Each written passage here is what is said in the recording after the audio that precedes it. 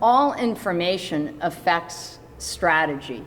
And it confirms what I said. Didn't I say last week I thought that there were going to be a lot of drugs? There's a lot of drugs in Bob Lee's system. I mean, Bob Lee's system is like the Walgreens of recreational drugs, okay? How does that factor into his being stabbed? If he was Oh stabbed, my his God, cause of death was- here's the deal. I'm not going to do that. His cause of death was multiple stab wounds. Oh So my tell us God, how I'm that not happened. saying that. Let's get right. You all are educated people. You've all been to college. You all understand that there's a process here. My job is to represent him, not give you a story.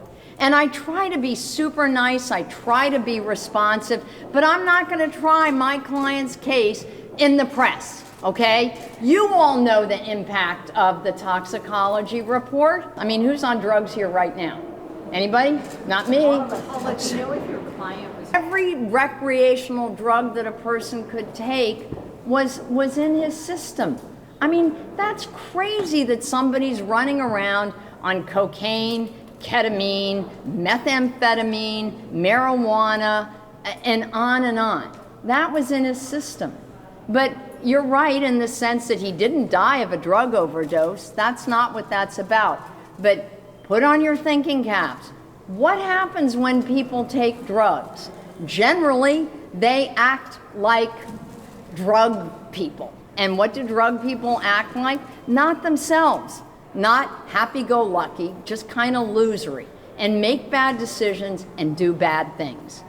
Anyway. Absolutely, the toxicology reports figure in. I mean, come on. We all wanted the autopsy. And so you know, this is the fastest turnaround of an autopsy I've seen in San Francisco. We're all shocked. And with respect to the autopsy, it is fascinating to me that you make a public records act request, pay the $49, which many of you did, which I did, and media got the autopsy report before me or the prosecutor. That is crazy. Yeah, I did pay $49. And because I wasn't the first to get it, how the coroner's office sent it out was the order of request. So that to me is kind of crazy. And that media got it before either the prosecution and me. For the 50th time, the minute you enter a plea under California law, you have to make a decision about whether or not you're going to waive time or not waive time for a preliminary hearing. And that's my issue. My issue, of course I'm pleading not guilty. He is not guilty, okay? I'm going to enter that plea, but what I can't decide about is whether or not to waive time or not waive time for the preliminary hearing. And that's what I need the 2 weeks for, is for that scheduling and that decision. So it has nothing to do with the plea.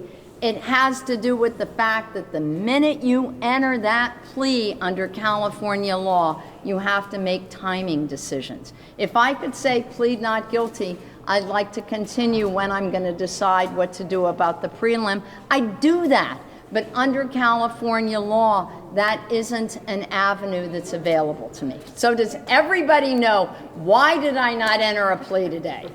Huh?